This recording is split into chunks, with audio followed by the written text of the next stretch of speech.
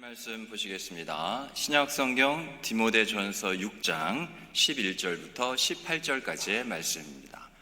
디모데전서 6장 11절부터 18절까지의 말씀. 디모데전서 6장 11절부터 16절까지의 말씀, 신약성경 341쪽입니다.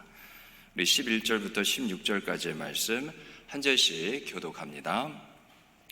오직 너 하나님의 사람아, 이것들을 피하고 의와 경건과 믿음과 사랑과 인내와 온유를 따르며 믿음의 선한 싸움을 싸우라. 영생을 취하라. 이를 위하여 네가 부르심을 받았고 많은 증인 앞에서 선한 증언을 하였도다.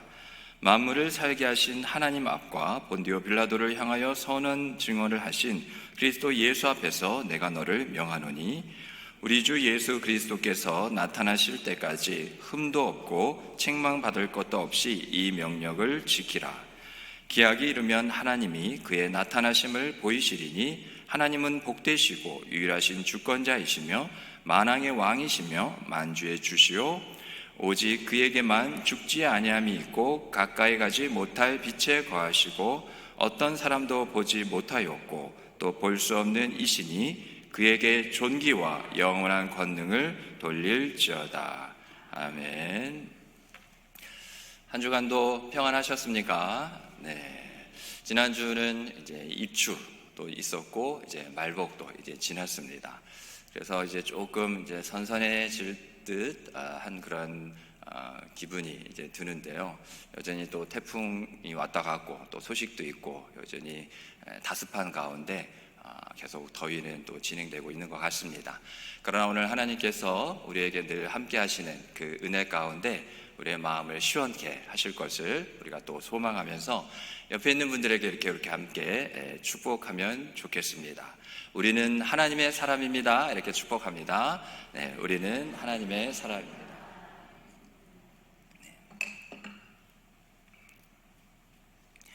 우리말 속담 중에 아는 길도 물어가라 라는 이런 말이 있습니다. 그 뜻은요, 제 아무리 잘 알고 또 할 수 있는 거라도 깊이 생각해서 실패가 없도록 단단히 해야 한다라는 그런 뜻이죠.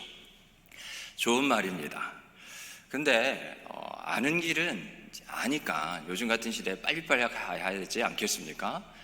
제 생각은 일단 그런데요, 우리 신앙의 생활에 대해서 이것을 한번 적용해 보면 우리 신앙생활도 아는 길도 물어가는 게 맞습니다. 하나님께 물어야 합니다. 우리 하나님의 사람들이 걸어갈 길은 세상 사람들의 길과 다르기 때문이죠. 아는 길이라도 그 걸음을 지도하시는 하나님은 그때그때마다 다르게 말씀하실 수 있기 때문입니다.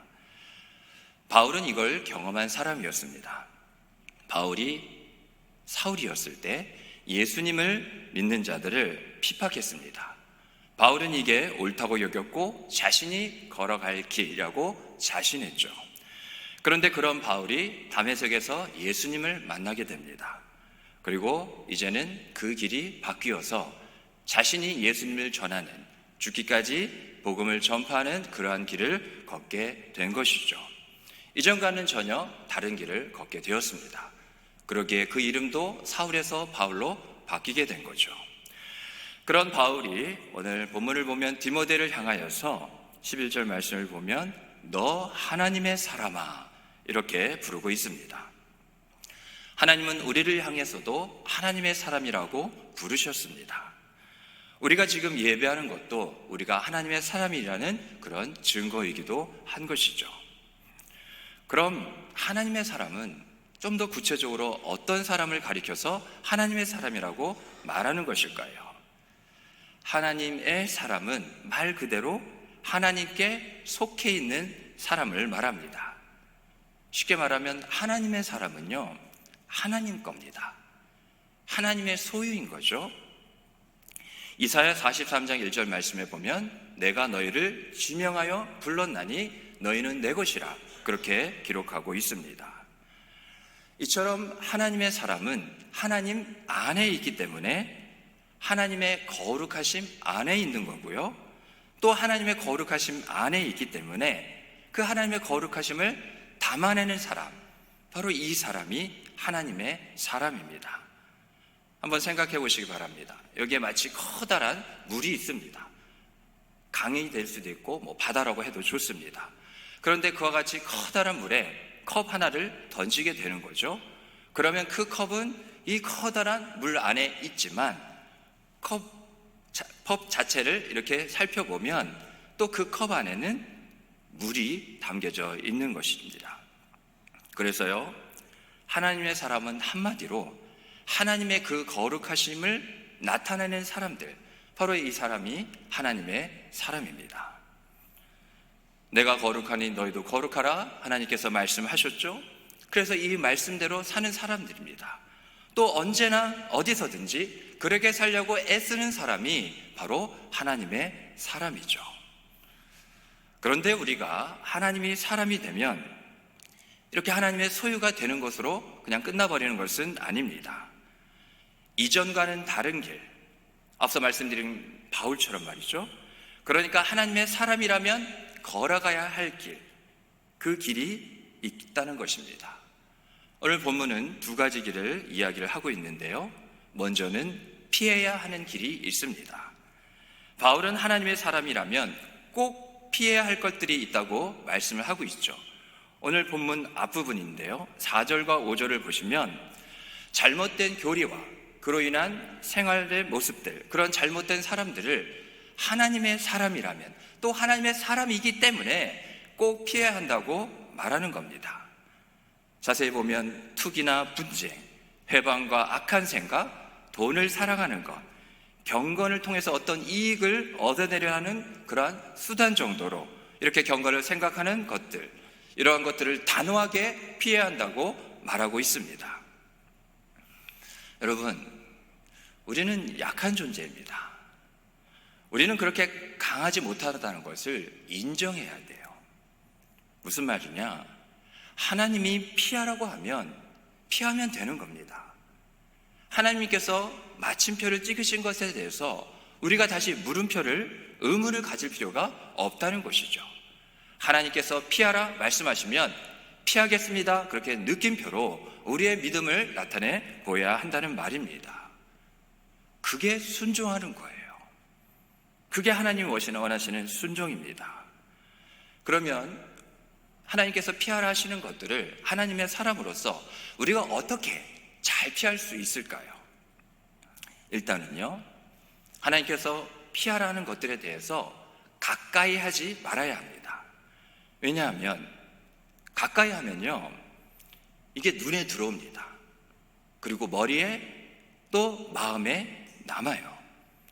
그러면 그냥 남은 걸로 끝나면 되는데, 그래서 이게 자꾸 생각나고 또 이 마음속에서 아무리 떨쳐보내려고 해도 떠나질 않습니다.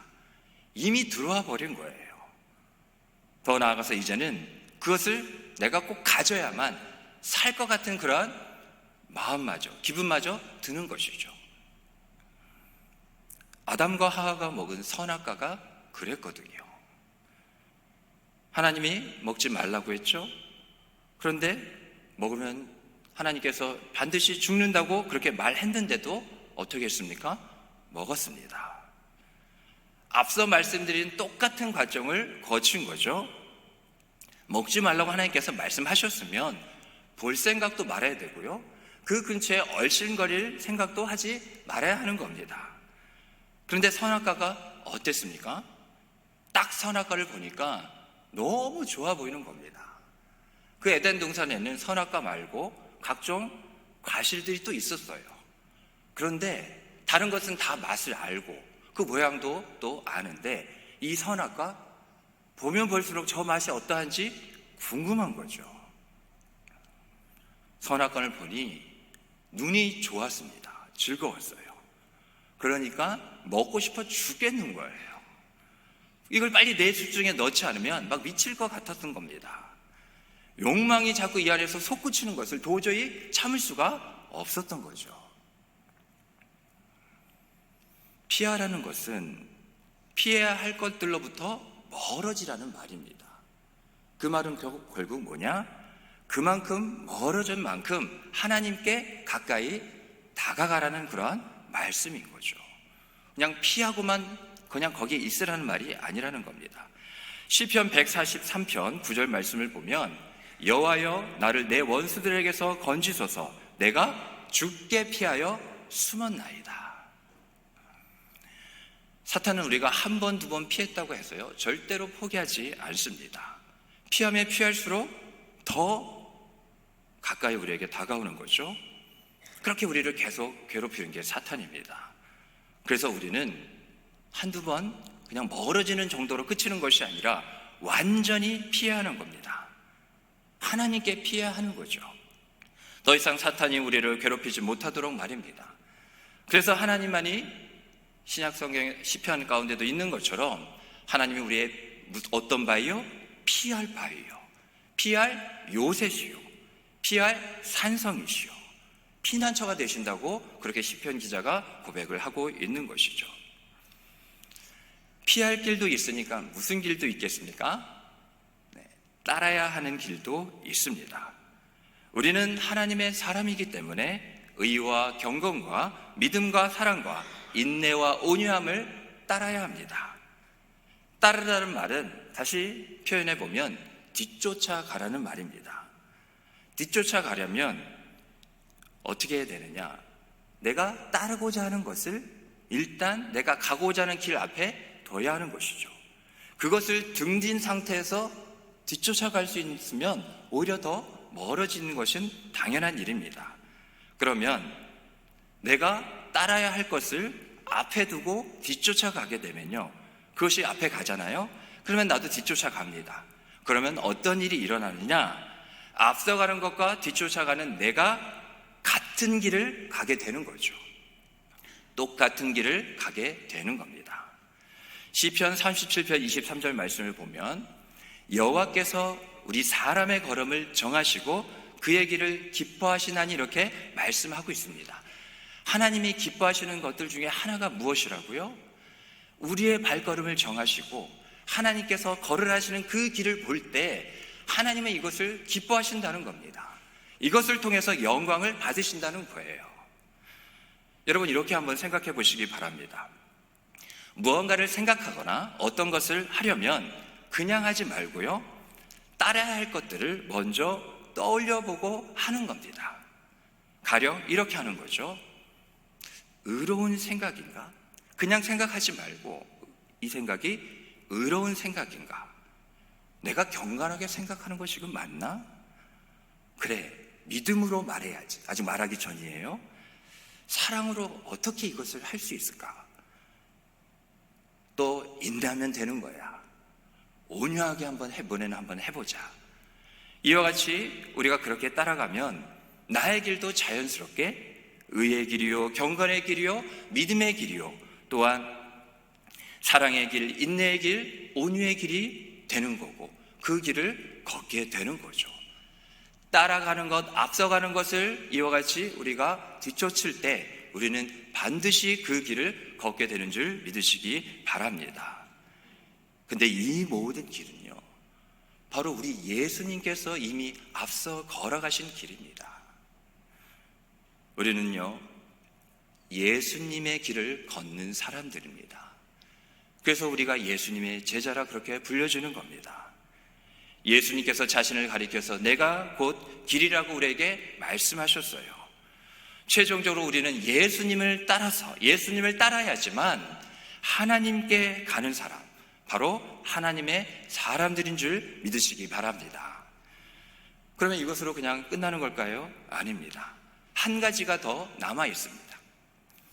하나님의 사람으로서 우리는 좀 더 어떻게 예수님을 잘 따라갈 수 있을까요? 12절 말씀을 보면 분명하게 말하고 있습니다. 믿음의 선한 싸움을 싸우라는 겁니다. 사실 하나님의 사람아 라고 이렇게 부르는 것은 구약시대 당시 선지자들에게 적용된, 그렇게 선지자들을 하나님의 사람아 라고 불렀습니다. 하나님께서 그렇게 부르신 거죠. 선지자들의 모습을 보면 얌전하게 그냥 말씀만 외치고 선포하는 것으로 그렇게 우리가 보일지는 모르는데, 하지만 실상 선지자들은요 싸우는 자들이었습니다. 하나님의 말씀을 거부하고 너의 지금 모습을 이와 같이 돌이켜 회개하여 하나님께로 돌아오라 라고 이렇게 말씀할 때 그것을 완강히 거부하고 또 이와 같이 하나님을 향하여서 배반하는 자들을 향하여서 끊임없이 말씀을 가지고 싸우는 자들이 선지자들이었습니다. 하나님께서는 이와 같이 그들에게 주신 말씀을 가지고 저들을 이렇게 완악하고 두꺼운 그 모든 것을 깨뜨리라고 말씀하신 것이죠. 그래서 이와 같이 주신 말씀을 끝까지 죽기까지 전했던 사람들, 그런 하나님의 사람들이 바로 선지자들이었습니다. 오늘날 선지자는 있지 않습니다. 왜냐하면 하나님께서 이미 성경 66권을 통하여서 하실 말씀을 다 말씀하셨기 때문입니다. 그러나 우리에게는 선지자적인 사명이 있습니다. 이 세상 사람들이 아직 다 하나님의 말씀을 듣고 돌아오지 않았기 때문에 하나님은 이미 말씀하셨는데 우리는 그 말씀을 가지고 저 세상을 향하여서 주의 말씀을 동일하게 전하며 말씀을 가지고 세상과 싸우는 그런 선지자적인 사명, 하나님의 사람이 바로 저와 여러분인 것이죠. 선지자들을 다시 한번 우리가 생각해 보면 어떻게 저들이 생명의 위협을 무릅쓰면서까지 아직 일어나지도 않은 그 말씀, 그러나 하나님께서 반드시 하시려는 그 말씀을 그들을 향하여서 확신 있게 전할 수 있을까요? 그것은 선지자 자신이 먼저 하나님의 말씀을 믿지 않으면, 그 말씀의 모든 것을 내 생명까지 내어 맡기고 신뢰하지 않으면 불가능한 일이었습니다. 그러나 선지자들은, 저 하나님의 사람들은 하나님의 말씀을 먼저 믿었습니다. 믿는 자는 그 모든 믿음의 대상에 나의 모든 것을 맡길 수 있는 겁니다.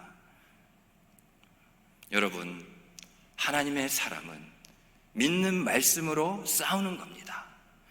말씀은 날선 검이에요. 하나님의 사람이 가는 길은 그냥 나들이길이 아닙니다. 그냥 관광지에 가는 그런 둘레길이 결코 아니라고요. 격정지 정가운데를 통과하는 길이 하나님의 사람이 가는 길입니다. 사방에서 우리를 끌어당깁니다. 어떻게든 쓰러뜨리려고 우리의 발목을 붙잡고 당기는 것이죠. 시편 140편 4절 말씀을 보면 여호와여 나를 지키사 악인의 손에 빠지지 않게 하시며 나를 보존하사 포악한 자에게 벗어나게 하소서. 그들은 나의 걸음을 밀치려 하나이다. 하지만 걱정 마십시오. 또 두려워도 마시기 바랍니다. 왜냐하면 이 싸움은 나 혼자만의 싸움이 아니기 때문입니다. 전쟁은 하나님께 속한 것입니다.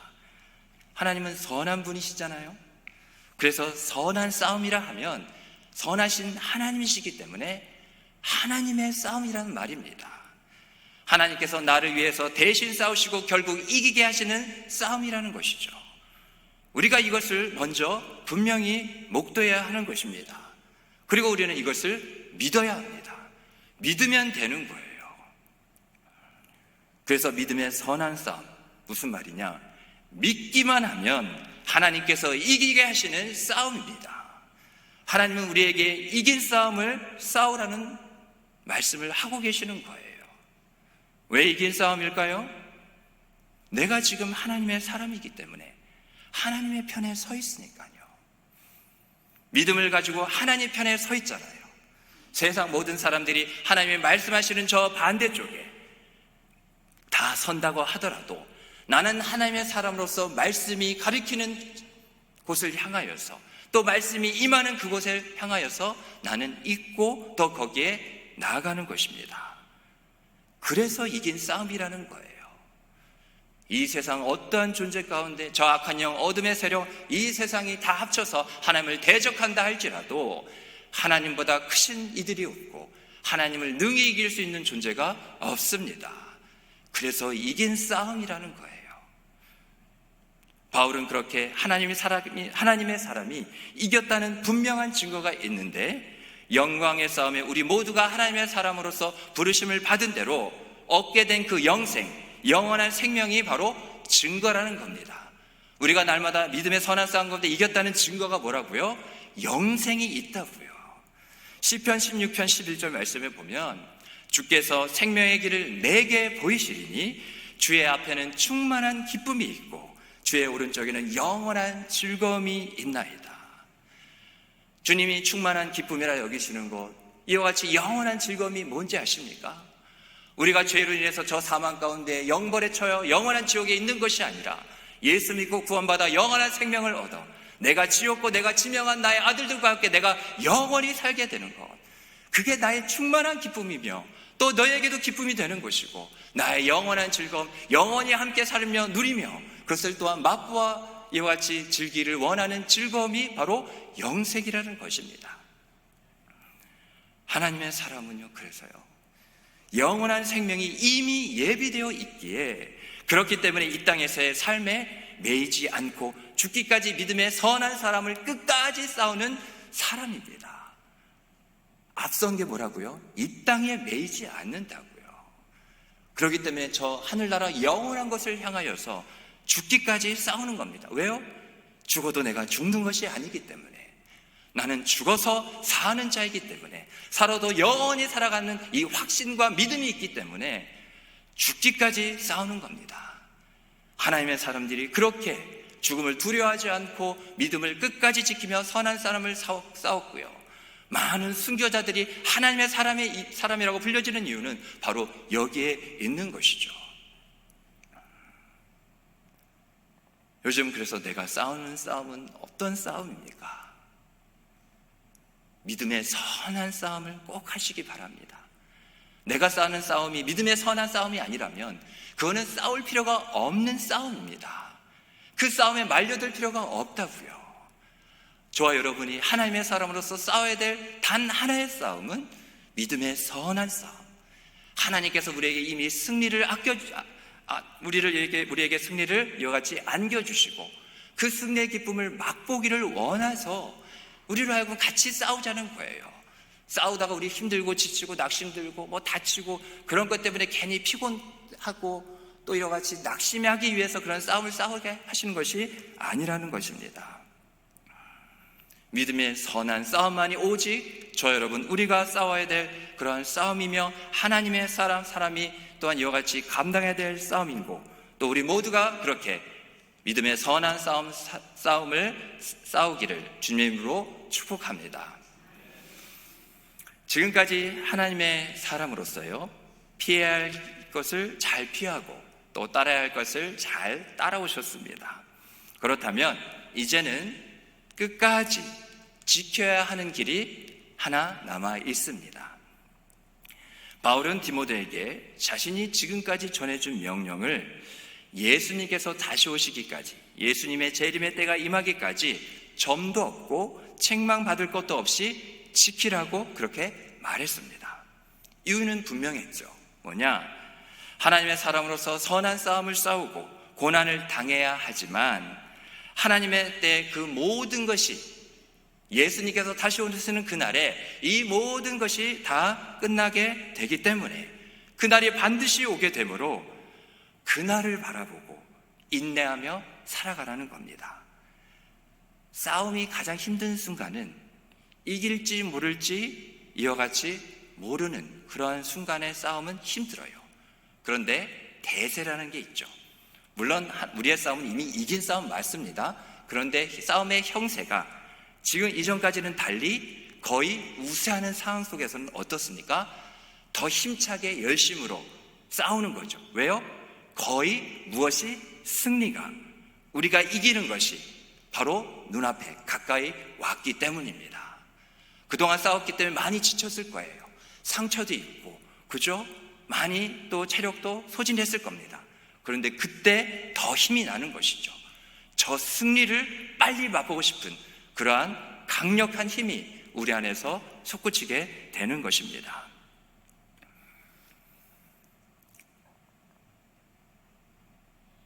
그런데 싸움하면 여러분들의 오늘 아침에 표정이 지금까지 그랬습니다. 아, 참 어렵다.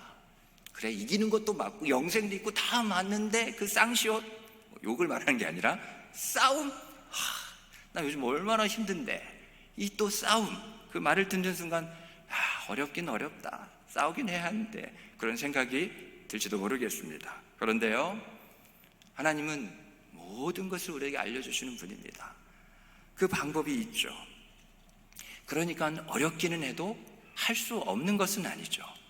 하면 되는 겁니다. 잠언 3장 6절 말씀을 보면 뭐라고 기록되어 있습니까? 너는 범사에, 범사라는 게 뭐죠? 모든 일이에요. 우리의 삶입니다. 사실은 기쁜 거나 또 슬픈 거나 이게 다 모든 일이죠. 또 즐거운 일도 있고 또 괴로운 일도 있습니다. 그게 우리의 인생이며 우리 인생 가운데 있는 모든 일, 범사에 누구를요? 하나님을, 우리의 주님을 어떻게 해요? 인정하라는 겁니다. 그리하면 내 길을 지도하시겠다는 거예요. 싸움이 쉬우면 그것에 대해서 마다한 사람이 누가 있겠습니까? 시군죽 먹기라 여기면서 언제라도 그냥 달려가겠죠. 그러나 솔직히 주저함이 없지는 않습니다. 그러나 그 싸움의 그 길을 누가 지도하시겠다고요? 하나님이. 어떻게 하면? 모든 일에. 저와 여러분, 우리는요, 좋은 일에, 또 평안한 일에, 감사한 일에는 하나님을 잘 인정합니다. 하나님이 하셨어요. 하나님 감사합니다. 하나님 기뻐요. 하나님을 이름을 부릅니다. 그런데 좀만 힘든 일이 닥쳐지고 어려운 일, 눈물 짓게 하는 일, 주저앉게 만드는 일, 그러한 일이 닥치면 한숨부터 나오는 거죠. 머리로는 하나님을 이 상황 가운데서 인정하는 거 알아요. 근데 아직 연약한 가운데 있기 때문에 낙심과 한숨이, 또 때로는 왜 이러한 일이 일어나는가, 우구심이, 내가 무엇을 잘못했나, 그런 자책이 늘 사정없이 우리를 괴롭히고 엄습해 오는 것입니다. 그런데 뭐라고요? 범사라는 거예요. 우리의 하나님은 우리의 인생에 나의 모든 것에 하나님이 되십니다. 하나님은 우리의 좋은 것에, 기쁜 것에, 감사한 것에 반쪽짜리 하나님이 아니에요. 하나님은 우리에게 오히려 기쁘지 않고 슬프고 고난이 있고 눈물 짓고 한숨 짓게 하고 절망케 하는 모든 일들 가운데 하나님의 이름은 무엇입니까? 구원이시잖아요. 그러한 모든 상황 가운데서도 하나님은 나의 하나님이 되시는 겁니다. 하나님은 그런 모든 상황 속에서도 나를 위해서 일하실 수 있고 일하시는 분이라는 거예요. 그래서 우리는 한 가지만 하면 되는 겁니다. 지금까지 믿음으로 할 수 있지만 할 수 없는 것도 믿음으로 하나님을 인정하라는 것이에요. 하나님을 인정하시기 바랍니다. 하나님을 인정해 보세요. 오늘 이 말씀이 우리에게 임했기 때문에 마음에 새기시고 모든 일들 가운데, 지금까지는 그게 어렵지만 이것을 먼저 해보시기 바랍니다. 그리고 끝까지 인정해 보세요. 처음은 쉽습니다. 그래도 어느 정도까지는 돼요. 근데 설상가상으로 엎친데 덮친 격으로 그 일이 더 잘 풀리지 않거나 더 힘들어지거나 더 꼬이게 되면 우리는 이제 낙심을 하게 되죠. 그러나 어떻게 해요? 끝까지 지켜야 하는 길이 하나님의 사람이 걸어가야 될 길이라는 겁니다. 하나님은 계시하시는 분이셔요.